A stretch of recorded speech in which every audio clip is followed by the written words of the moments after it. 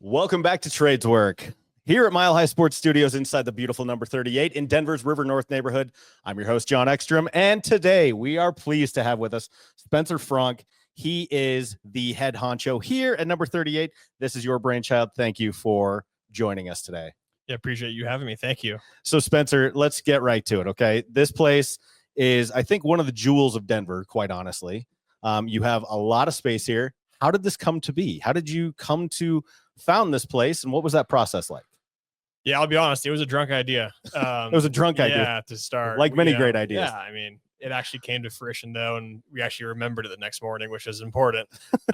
Someone write it on a pizza box or something? Yeah, that napkin or like smudged on your hand that ends up on your forehead the next morning. Mm-hmm. No, we were actually on a brewery tour, just kind of brewery hopping around Denver, and thought that it was a great experience, and all these local breweries had fantastic brand exposure and brand experiences. And we thought to ourselves, why can't we bring that into one space? So that was the original ideation, is essentially segregating the bar into individual brands. Right. And then that ended up blowing up into, okay, what else can we do differently at the bar? How can we push the boundaries of the consumer expectations? What can we do from a experiential perspective? We looked at other patios in Denver that we thought were doing it right, some that were doing it bad, and then tried to push that a little bit more. And it turned into Denver's biggest bar and biggest patio at the end of the day. Is it seriously Denver's biggest patio and bar? Yeah, in terms of like an individual operator, not Coors or Ball Arena or anything like that. Wow. Okay. So how long ago was that? We bought the real estate in 2018 and opened up in 2020. Oh, so 2020. Yeah, heart of COVID. We timed it so great. But yeah, we essentially did 2 years of development and construction work. And now we're just crossed the 5-year mark, or coming up to the 5-year mark, I should say. Wow. Okay. So in those 2 years, for anyone who doesn't know what it's like to get something from ideation to doors open, what is that process like? Honestly, at the time, we thought 2 years, oh my gosh, that's so long. But looking back on it now and hearing some of the horror stories we hear from other developers, 2 years is pretty quick. Yeah. We went through a full site development plan process with the city. So we had to submit a full SDP package to get approved, which was the first step.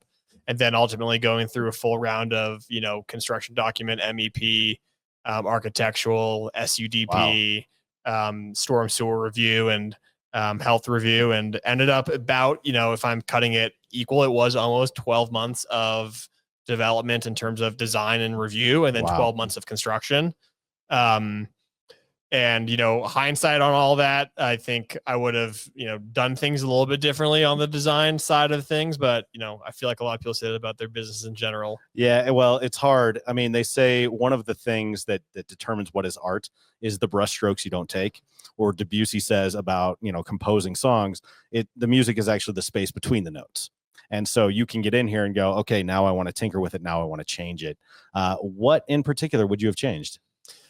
We would have changed the layout a little bit more. The interior of our building is pretty bifurcated in terms of our lounge bar, which is where the studio sits right now, and then our main bar, which is great for private events, but oftentimes the consumer flow into the space is a little clunky. So we would have pushed our main entrance to our main bar side versus where it sits right now in our lounge bar, and actually made the lounge bar more of a dedicated private event space that we could sell really independently of what was happening within number 38.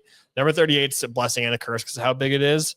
We can do a lot of things at once here without overlapping. Yeah. But oftentimes when we're competing against traditional venues for event business, they want guests and clients want a little bit more of an enclosed space for their private events. And here it is somewhat enclosed, but you still have the hustle and bustle, the sound, the band outside, the watch parties that are going on that sometimes bleed into what you might want to have as more intimate setting. Oh, okay. Yeah, that makes perfect sense to me. What is your background, Spencer, that allowed you to sort of conceive of something like this and then actually pull it off?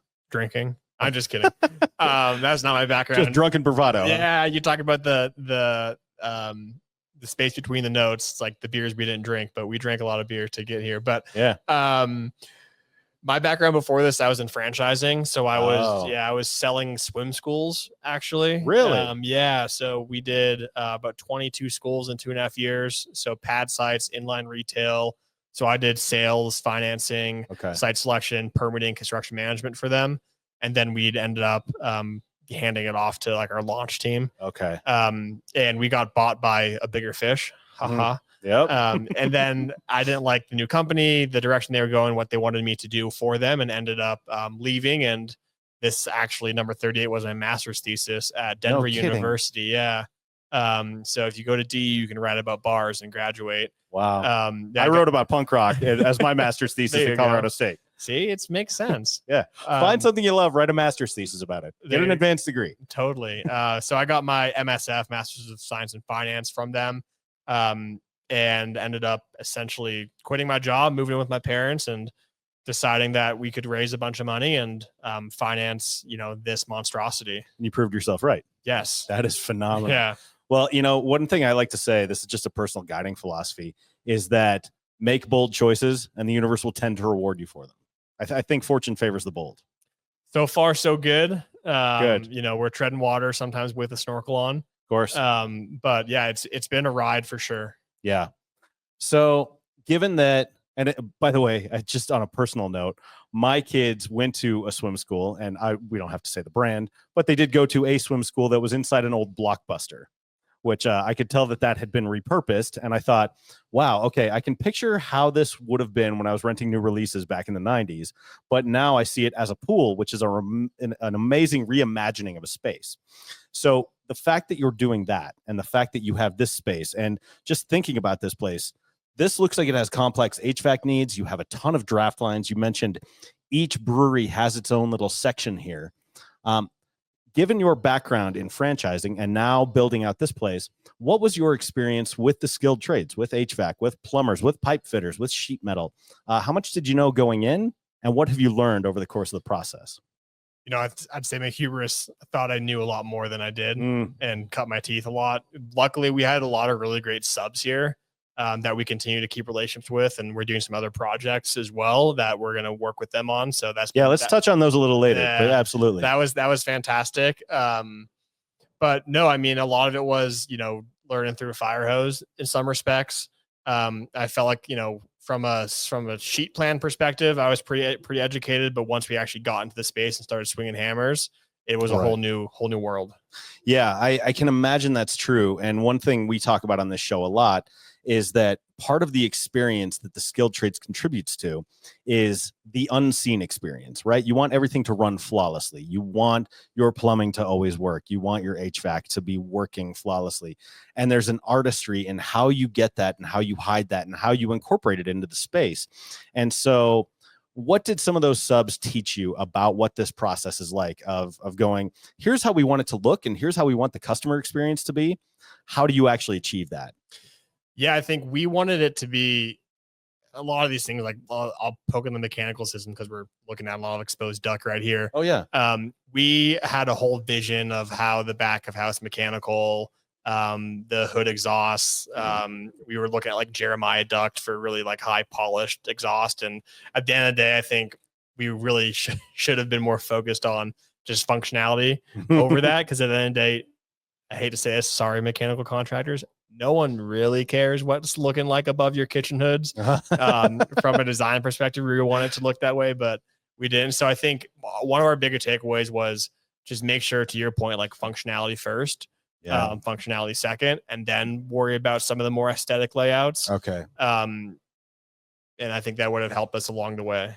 I think that's really insightful because you need it to work above all else before it looks pretty. Because if it looks nice, but it doesn't work right, you got a problem. Totally. Yeah. Interesting. So normally I'm joined by our president, Randy Drennan, but he was unable to make it. So this is a question from him. When you conceptualize a project like number 38, how much does the patron experience play a role in that process? And as a result, how much do you consider or incorporate what our mechanical contractors can bring to that process to the desired experience? His examples: certain areas cooled or heated or both, creating comfortable environments even when overhead doors are open or closed. How important is it that the beer is ice cold coming out of the tap? Do we need gas lines for fire pit areas, ambiance? So I guess the question here is, do you start with the end user experience in mind and then reverse engineer from there? Or do you have a plan and be like, okay, this is how we're going to fit our patrons in? Yeah, no, it was definitely the former. We had this whole space laid out without any MEP design at all. And then we gave it to our MEP design team and said, good luck. Make it happen. Yeah. But it was, definitely thoughtful in terms of the consumer experience when we started, in terms of how patrons are walking in the space, how they're interacting with our bartenders, how they're getting their beer.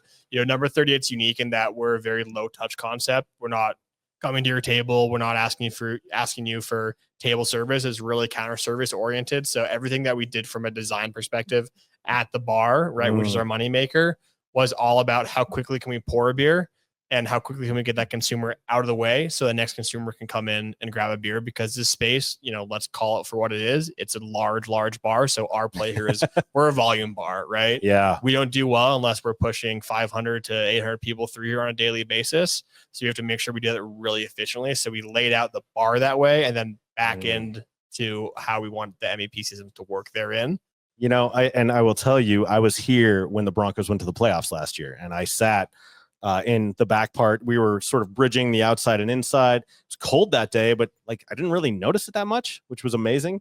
And I was kind of amazed at how quickly the service was. So to your point, if you are a volume bar, you definitely want the service to be expedited, and you want people to get what they want, get what they need, and then be able to go sit down. And I think with that goal in mind, I think you've achieved that really nicely.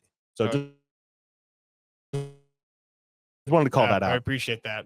Definitely some days that it's not that way, but I feel like more often than not we do hit the nail on the hammer with that one. Well, sure. I mean, no one ever bats 1,000, right? I mean, it's impossible.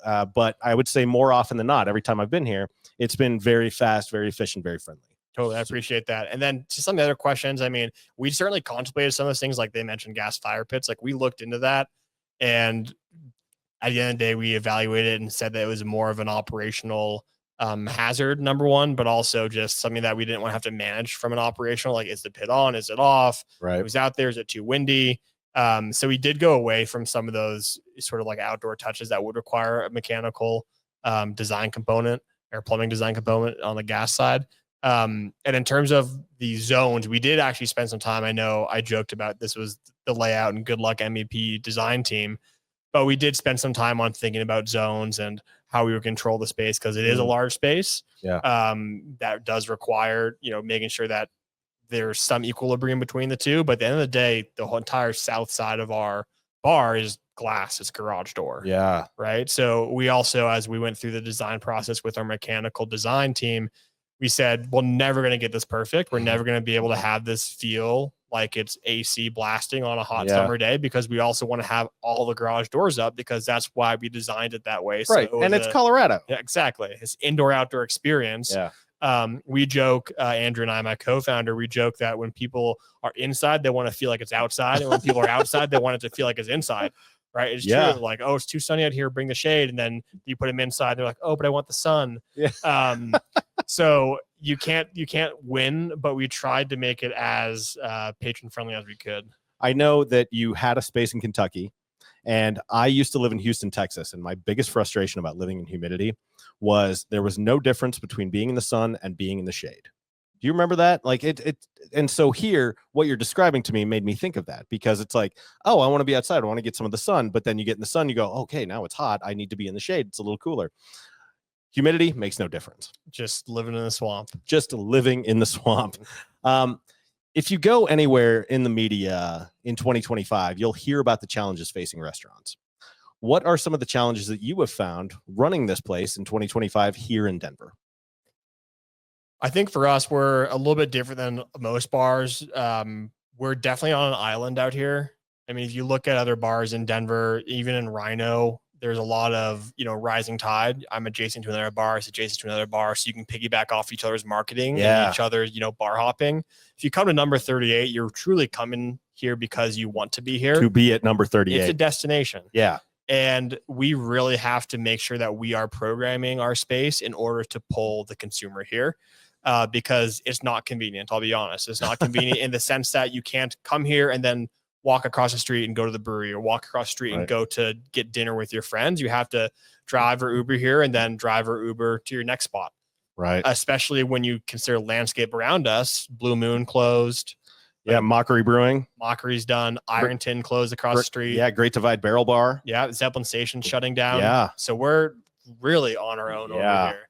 I think fortunately we have a lot of great partners, Mile High Sports being one of them, that helps us push traffic here because of our ability to push through their networks and really create a really unique environment when the consumer comes. But it's been tough. Yeah. Well, as you reflect on this, let's not focus on the tough moments. What are some of the things you're most proud of in your time owning Number 38? What are the accomplishments that you look back on and go, that was a real milestone? That was something that was exciting. That's something I can hang my hat on. I mean, honestly, just still being in business. I know that sounds a little pessimistic, but what percentage of restaurants fail within the first 3 years, though? And we opened up in the heart of COVID, right? Yeah. So we dealt with COVID for the first year. We dealt with 3 large construction projects on top of us for the next 2 years.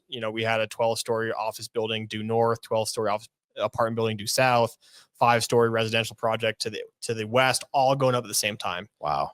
So we had a lot of access issues. We got out of COVID, then we got into that. So that's like a broad stroke. Just I'm happy that we're still here. And you're seeing that on Colfax right now with the bus rapid transit. Totally. Those businesses are really suffering because that construction is really messing up their foot traffic and, people coming by. So I feel you in terms of surviving the construction. Kudos. Yeah, absolutely. And I think the other one for me is, my big win is I'll be honest, I don't come here and this is not my bar of choice. I spend enough time here. When you're not on the clock, so to speak. I'm here from 6 a.m. to 4 or 5 most days, and then I try and get out of here. I'll bet. My big win is when I'm going out with my friends and, where should we go? And they always say, let's go to Number 38. I'm like, no, I don't want to go there. No. I spend enough time there, but they genuinely want to be here. That's great. They don't want to be here just to support me as a friend. They actually feel like this is a premier bar that people can gather at with large groups. And that's a huge win. And ultimately I do end up getting drugged back here. And sure. I try and not wear my owner hat and putz about and tinker with things when I'm here. But yeah, it's been fun. That's tough. That what a paradox though, right? It's like, I don't want to spend any more time here. This is my life. This is like when people recommend podcasts to me. I go, I spend all day, every day thinking about podcasts. They're like, oh, you should listen to this. And I go, I can't get another big block of audio. Like, you're killing me here. Yeah. So, because that's how I spend my time. But this is not going to be the only place in your portfolio. So to what extent can we talk about projects that you have in the hopper?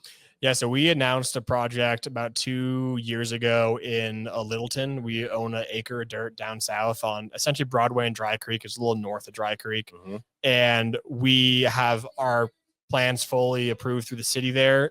Right now, we're just battling the financial debt markets. It's just tough to get the leverage at the cost of capital that you need in order to pull off a project like that. Essentially, it's a miniature Number 38, mass timber, glass. Cool. Sort of like a modified A-frame in some respects. So we're still working through that.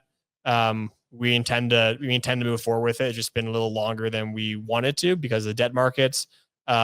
We also announced and are in construction right now on a very small project up on Tennyson Street. It's called American Lore. Yeah. It's essentially it's a miniature cowboy hat bar meets whiskey bar. We partnered with Parker Thomas, who's a really famous sort of cowboy hat maker in town, 3rd generation. Randy Drennan did highlight that for me. And I want to read to you what he wrote. He said, we hear you've got a new project in collaboration in the works with hats by Parker Thomas that might bring these worlds together in a fun way. When can we expect to see this open? And remember, our folks can run steam lines for Parker's hat shaping and beer lines for Spencer's taps. Sounds like a match made in pipe fitting heaven. There you go. Yeah, that's a very small project from a beer perspective. It's 4 beers on draft, just like a under counter kegerator. Understood. Yeah, very simple there. I say, when we're going to open, people have been asking me a lot. I say 2025. Okay. We'll open this year. All right. Well, we're in month 8 of 2025. I know. It's a small project. It's 1,200 square feet, so pretty tiny. And then we are working on a northern location as well. I can't really say where it is, but we've got something in the hopper for. It'll be more akin to Number 38 than the smaller project that we have up in the Highlands. Well, given your track record here, I would expect great things because you seem to not be lacking in ambition here, Spencer. Yeah, we're trying. And we're trying. I joke, if you're going to sink a boat, you better make it a big boat. I've never heard that before. I quite like that. Yeah, no one remembers the dinghy that goes down, but everyone talks about the Titanic. That is very, very true. So you do have live music here. You get to host your dream concert, whether that's here or somewhere else. Who's playing? Oh boy. I have a very wide ranging music taste. That's good. Yeah. So right now I've been listening to a lot of Shaky Graves. Oh yeah. I saw him in a really small theater up in Steamboat this summer, and it was pretty spectacular. That sounds cool. So I think right now I'd love to see Shaky on the outdoor stage, and it definitely fits kind of the vibe that we have going on out there. Shaky fit slot right in here. Totally. Yeah. We have had, and I say this in our venue in Kentucky that we no longer operate in, but when we were operating there, we had like Afro Man came and played. Really? There. Yeah. Because I got high. And he certainly was high on stage. That feels very on brand. Totally. But right now I'd say Shaky. Okay. That's good. Any opening acts before Shaky that you'd want to see? I also really like Rainbow Kitten Surprise. Oh yeah. Yeah. So just throwing out like weird names. I dig it, man. I mean, I'm a punk rock guy at heart, but I have love for everything. Yeah. And based on name alone, who doesn't want to go see Rainbow Kitten Surprise? Totally. Listen to them later. Okay. Yeah. I'll listen to them on the ride home. So, I don't know if you have it here, but if you were to have a cocktail made in your honor, what would be in it? What would you call it? I was spoiled when we went out to Kentucky and developed that project for 2 years and drank a lot of really good bourbon. Mm-hmm. So I am now I just need bourbon neat. Okay. So I like it on a big rock myself. I like to just punish my throat and just the burn. Do you have a brand that is tops for you? Not really. Beyond brown liquid, I don't really discriminate how I abuse my liver. Okay. So I would say, right now locally, what I really like is Lock and Co. It's an aspen aged rye. They're doing some really cool things with charred aspen staves, and it's a really unique, sweet yet sort of rye flavored profile.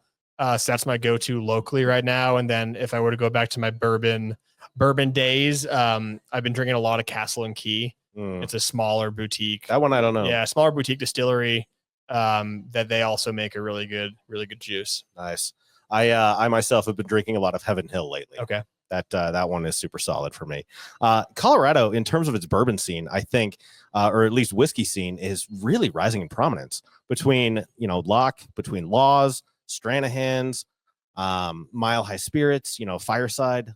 There's a lot of really good stuff here in town. Amazing. Yeah, it's been fun to see that happen. Unfortunately, at number 38, we don't really get to feature those brands just because we're not a bourbon bar. Right? No, that's not the style here. That's not the vibe. I wish it was, which is maybe why we're opening up this project with Parker on Tennyson, so we can get a little more into that higher end product from the state. But yeah, it's been fun to see. And I never turn down those guys when they come in and try and sell us and do some tastings. And, I always tell them, like, we're not going to bring you in, but I'm happy to drink with you and just shoot the shit for a little bit if you want to hang. Well, here's the thing too. You keep that in your hip pocket. You never know when connections are going to pay off. And one of the guiding philosophies of myself and this show is just work hard and be nice to people. Make connections where you can. You never know how they're going to pay off. Absolutely. Yeah.